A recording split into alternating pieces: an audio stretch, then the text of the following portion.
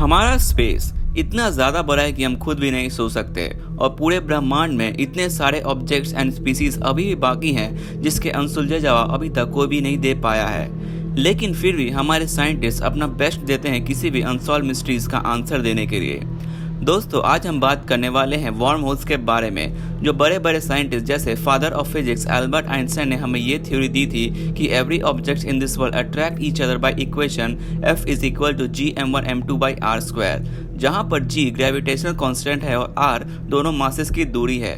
But वो ये समझाने में अनसक्सेसफुल हो गए कि दो बॉडीज एक दूसरे को क्यों अट्रैक्ट करती हैं, ग्रेविटी क्यों किसी चीज़ को पुल कर लेती है अपने पास, क्या होता है उन बॉडीज में जो एक दूसरे को अट्रैक्ट करते हैं। अगर हम एटॉमिक लेवल पर जाकर देखें तो हमें इनफाइनाइट नंबर ऑफ क्वेश्चंस देखने को मिलेंगे, मगर अगर हम यही चीज स्पेस में देखें तो वो भी एटॉमिक लेवल से भी ज़्यादा mysterious and infinite number of questions पैदा करने वाला टॉपिक है।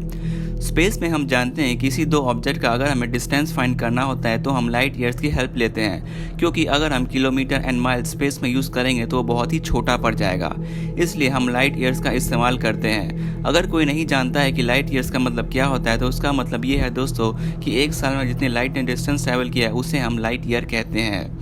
लाइट की स्पीड तो हम जानते हैं कि 3 × 10⁸ मीटर पर सेकेंड है और एक सेकेंड में लाइट लगभग 3 लाख किलोमीटर अपना डिस्टेंस ट्रैवल कर लेती है। अगर हम अपने मिल्की वे गैलेक्सी यानी आकाशगंगा के एक छोर से लाइट ऑन करें तो उसे दूसरी छोर पहुंचने में 1.5 लाख साल लग जाएंगे। और साथ ही साथ हम ये भी जानते हैं कि हम इस पूरे यूनिवर्स में अकेले नहीं हैं। इस पूरे यूनिवर्स में लाखों ऐसे मिल्की वे गैलेक्सी है जिनकी डिस्कवरी अभी तक नहीं हुई है। साइंटिस्ट का ऐसा मानना है कि कुछ गैलेक्सी दूसरे यूनिवर्स में मौजूद है, लेकिन हमें दूसरे यूनिवर्स तक पहुंचना है तो हमें लाइट से ज़्यादा स्पीड चलने वाला या तो रॉकेट शटल से जाना होगा, मगर ये मुमकिन नहीं है दोस्तों कि कोई भी ऑब्जेक्ट लाइट से ज़्यादा स्पीड जाए। लेकिन दोस्तों, अगर हम वार्म होल्स का इस्तेमाल करें तो हम एक ब्रह्मांड से दूसरे ब्रह्मांड में चले जाएंगे बिना डिस्टेंस ट्रैवल करे और बिना टाइम वेस्ट किए। दोस्तों, वार्म होल दरअसल वो रास्ता होता है जो एक यूनिवर्स से दूसरे यूनिवर्स में कनेक्ट करता है। मगर आप सोच रहे हो कि हम एक यूनिवर्स से दूसरे यूनिवर्स में कैसे जाएंगे बिना डिस्टेंस ट्रैवल किए, वो भी बस 1 सेकंड में। दो यूनिवर्स एक दूसरे से कनेक्टेड होते हैं वार्म होल्स के जरिए। इसका सबसे पहला डेमोन्स्ट्रेशन सन 1973 में हॉर्नर एलिस ने दिया था। उस टाइम एडवांस आज के ज़माने के जैसे हबल टेलीस्कोप्स का इन्वेंशन नहीं हुआ था, इसलिए लोगों ने उनकी बात को बहुत हल्के में ले लिया था। लेकिन जैसे जैसे टाइम बीतता गया, साइंटिस्ट ने पता लगाया कि वार्म होल्स वो टनल होते हैं जो स्पेस में किसी दो पॉइंट या दो यूनिवर्स को कनेक्ट करते हैं वाया स्पेस टाइम कर्वेचर। इसे समझने के लिए आपको एक एग्जांपल देता हूँ। मान लो कि आपको एक यूनिवर्स ए से यूनिवर्स बी में जाना है, मगर वो 100 लाइट ईयर्स दूर है। लेकिन अगर हम उन दोनों यूनिवर्स को फोल्ड करके एक दूसरे से ओवरलैप करते हैं तो दोनों universe A and universe B की दूरी 0 हो जाती है। इसे ही हम कहते हैं दोस्तों वार्म होल्स।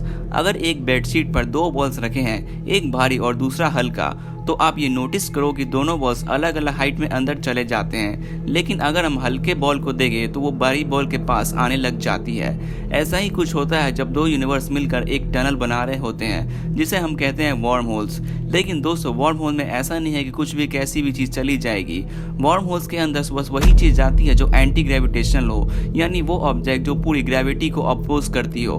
वैसा कोई ऑब्जेक्ट जो वार्म होल में स्टेबल रह सकता है, वो ऐसा कोई मैटर बना ही नहीं है इस पूरे यूनिवर्स में। नासा के स्पेस साइंटिस्ट एरिक क्रिश्चियन का ये मानना है कि ये कोई टाइम में पीछे जाने का रास्ता नहीं है, ये बस एक शॉर्टकट है जिसे अगर कोई यूज़ करे तो वो एक स्नैप में एक ब्रह्मांड से दूसरे ब्रह्मांड में चला जाएगा।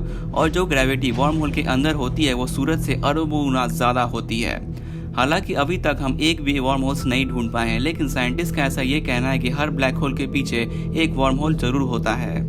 वार्म होल्स का साइज 10⁻³ सेंटीमीटर से लेकर हजारों किलोमीटर का रेडियस का भी हो सकता है, मगर जब भी कोई वार्म होल फॉर्म होता है तो वो बहुत जल्दी कोलैप्स कर जाता है। दोस्तों, अगर आप ये सोच रहे हो क्यों ना हम कोई सैटेलाइट या रोबोट भेजते हैं ब्लैक होल में और फिर वो जब दूसरे यूनिवर्स में चला जाएगा और फिर हम देख पाएंगे कि क्यों क्या कैसे होता है। लेकिन दोस्तों, अगर हम कुछ ब्लैक होल में सेंड करते हैं तो वो सैटेलाइट चाहे टाइटेनियम का ही क्यों ना हो, वो टूट जाएगा, क्योंकि वहाँ पर इतनी ज़्यादा हाई ग्रेविटी होती है कि अगर हम एक तरफ ब्लैक होल ले और दूसरी ओर से लाइट पास कराए तो वो लाइट ब्लैक होल में पेंड कर जाएगी। साइंटिस्ट का ये कहना है कि अगर हम वार्म होल्स में ट्रैवल करना है तो हमें एक सुपर एडवांस टेक्नोलॉजी चाहिए, मगर वैसी टेक्नोलॉजी हम आने वाले फ्यूचर में कभी नहीं बना सकते हैं। वार्म होल्स का अभी तक हम नहीं पता लगा पाए कि वो कितना ज़्यादा बड़ा होता है, कितना छोटा होता है, उस टनल की लंबाई कितनी होती है, लेकिन नासा एक्सपर्ट्स का ये मानना है कि एलियंस वार्म होल्स का इस्तेमाल करते हैं एक यूनिवर्स से दूसरे यूनिवर्स में जाने के लिए। अगर आपने इंटरस्टेलर मूवी देखी है तो आपने उस मूवी में देखा होगा कि वो वार्म होल्स में ही एस्ट्रॉयड घूमते हैं लास्ट में।